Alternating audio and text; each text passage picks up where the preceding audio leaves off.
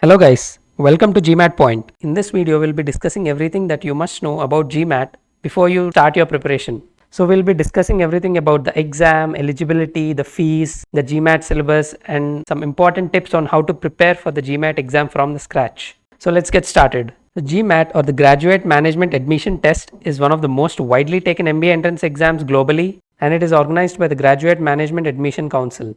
So the students interested in applying for MBA, PGDM or any other management related programs, particularly in colleges outside of India, will need to perform well in the GMAT exam to be considered for admission into the international B schools.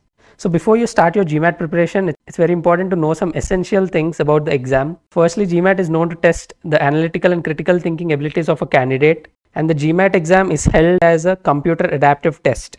And what is a computer adaptive test? It simply means that the difficulty level of your next question is based on the response to your previous question. And next, if you look at the eligibility for the GMAT exam. So according to GMAT, there are no precise eligibility requirements for taking the exam. However, you must be aware of all the requirements of the institution or university that you're applying to. And also the candidate must have completed at least 18 years of age, and there's no upper age limit to give the GMAT exam. And those candidates who are between 13 to 17 years of age, if they wish to take the exam, they should have permission in writing from their parents or their legal guardians. So how many times can you take the GMAT exam? So you can take the GMAT exam once in every 16 days and up to a maximum of 5 times in 1 year, and no more than 8 times in total. So this is nothing but the lifetime limit. So overall you can take the GMAT exam up to a total of 8 times. So can you take the GMAT exam at home? Yes, you can. Due to the COVID pandemic, the GMAT has given the option to take the exam at home. And this option of taking the GMAT at home is available in most countries, including India. And candidates have to register for the exam on the official website, which is mba.com. Now coming to the registration fee for GMAT. The registration fees in India is $250, which is approximately around 18,300 rupees, while the registration fees in the United States is $275, and in a few European nations it's $285.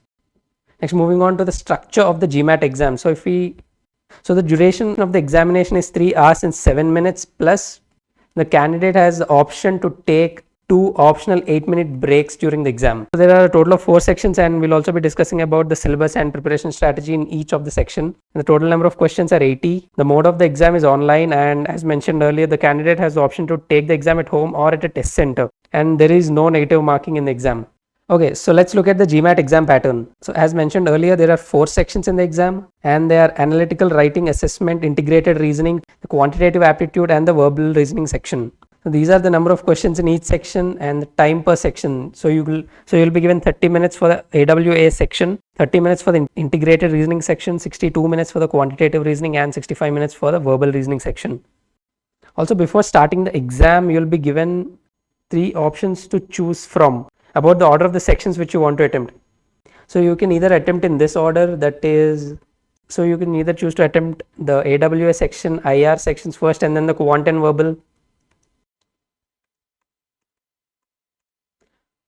Or you can choose to attempt verbal and quant first and then IR and AWA, or quant and verbal first and then IR and AWA sections.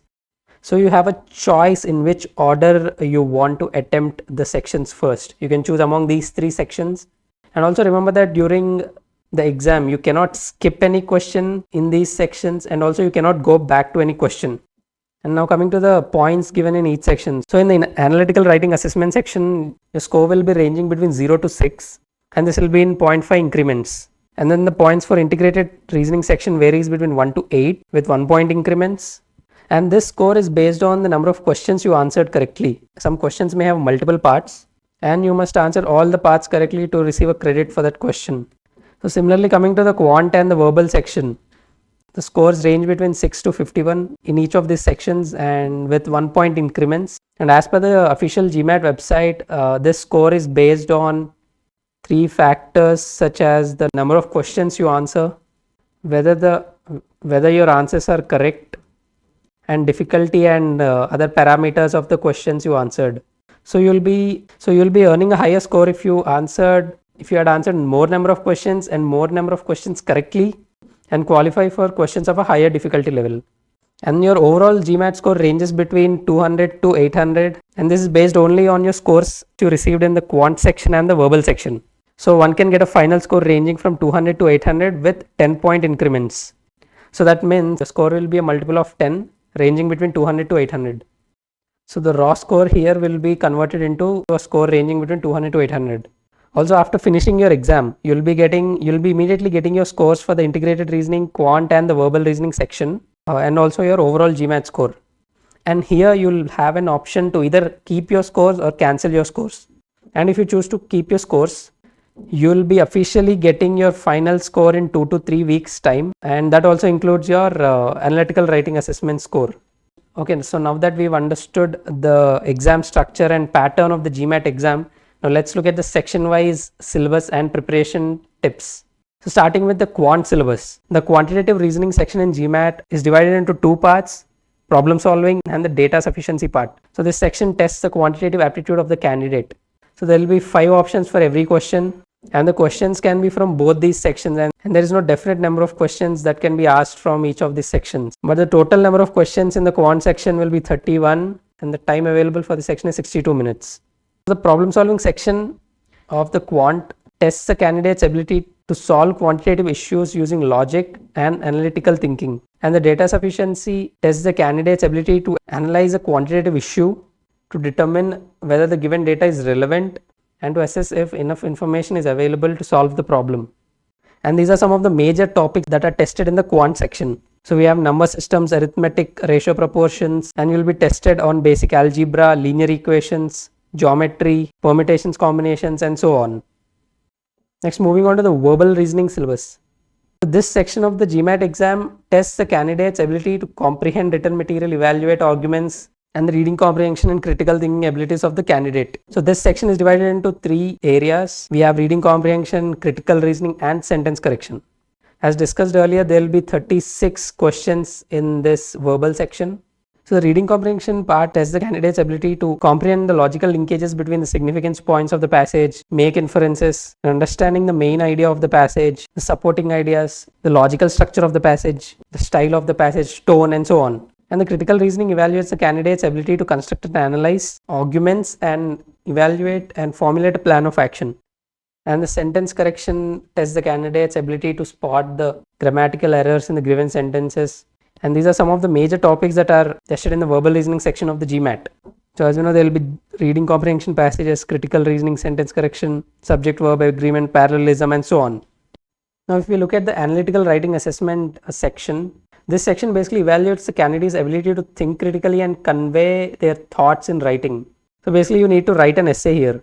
The syllabus for this topic is diverse. So the candidate will be required to respond, or the candidate will be required to write based on the topic that's given. And majorly the essays can be either argumentative essay or an issue essay. So when it comes to argument essay, candidates must analyze the logic and present their argument in that area, or you can be given an issue essay. So the candidates are expected to express their opinion on the given topic, and also there's no word limit as such, but it's usually recommended to write an essay with around 500 to 600 words. So candidates can state their opinion, they can even support the given passage. However, make sure to provide your viewpoint in a well-structured manner, because that is what is used to evaluate you. Next, finally, if you look at the integrated reasoning syllabus of the GMAT. So this section basically evaluates the candidate's ability to analyze and evaluate data in various formats. So 4 types of questions are asked here, and they are based on multi-source reasoning, and that is data can come from 2 or 3 sources. And then you'll be having a table analysis, 2-part analysis, and graphic interpretation based questions. So this part of the GMAT exam, the integrated reasoning part, is the most recent addition to the GMAT exam. So this section will be having 12 questions, and these are the topics from which the questions are asked, and questions can be of different types based on these topics. For example, if you look at the table analysis, it tests your ability to sort and analyze data given in the table, to find the most critical information from it, or to find the information that satisfies a specific criteria.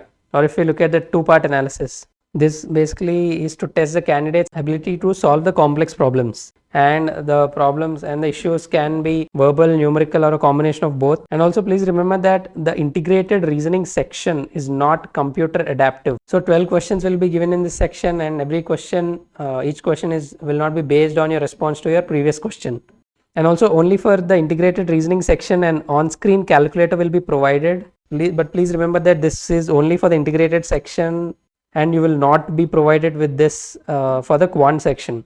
Next, if you look at some preparation tips for the GMAT exam. First, most importantly, focus on each part individually when preparing for the GMAT exam. Devote some amount of time to each of the sections, and especially for the quant and the verbal section.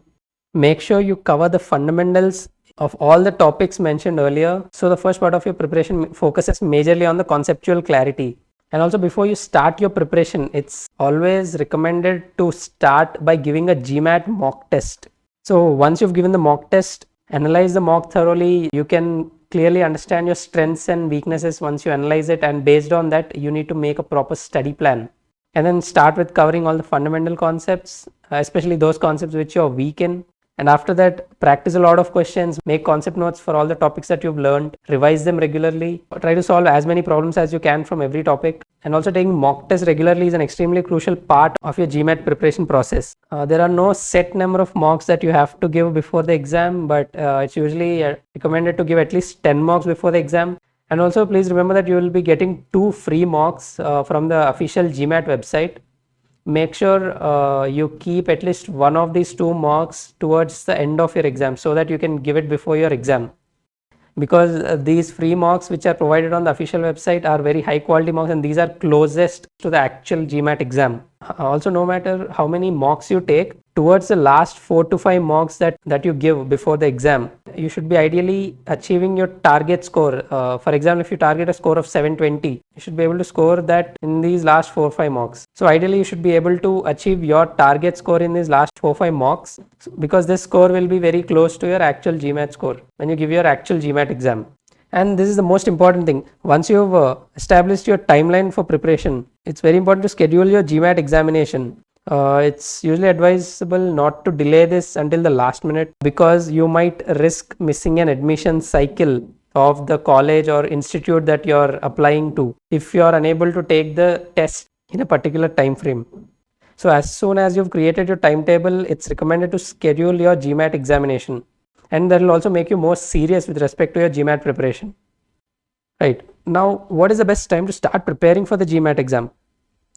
So there's no best time as such, but usually it's advisable to start at least 4 to 5 months before your exam date. Also, according to many people, on an average it takes around 3 months to prepare for the exam. And if you are planning to start your preparation from scratch, and if you're weak in any of the concepts, it is advisable to start as early as possible. Make a proper study plan and stick to it. So if you're weak in any concept, it's advisable to start early rather than starting late and cramming up the entire syllabus in the last minute and placing too much burden on yourself in the last minute. And also, because of the high level of competition, GMAT is one of the most demanding NBA entrance exams. And if you're someone who's aiming for the top B schools across the world, you should be targeting a GMAT score of at least 650 plus. And with appropriate planning and strategic approach to your preparation, you can achieve a score of 650 plus or a 700 plus. You can also start your preparation with GMAT Point. So at GMAT Point, we are offering 5 free topic tests, each on verbal and quant. So you'll be getting 5 topic tests on quant and 5 topic tests on verbal. You can take them for free on our website, gmatpoint.com. And additionally, we also have a Telegram group for the GMAT aspirants where you can join, and also you can post and discuss your queries in the group regarding the GMAT exam. You'll also get an opportunity to discuss your queries with your peers, and that will help you keep motivated during your whole preparation journey. And also, for any other queries regarding the exam, you can reach out to us at support@gmatpoint.com. You can also WhatsApp us or call us on this number 630-323-9042. And also, please subscribe to our channel for more important and useful videos and updates on the GMAT exam. If you have any other doubts, please mention in the comment section below. We'll be able to address your queries. So thank you so much guys, and see you in the next video.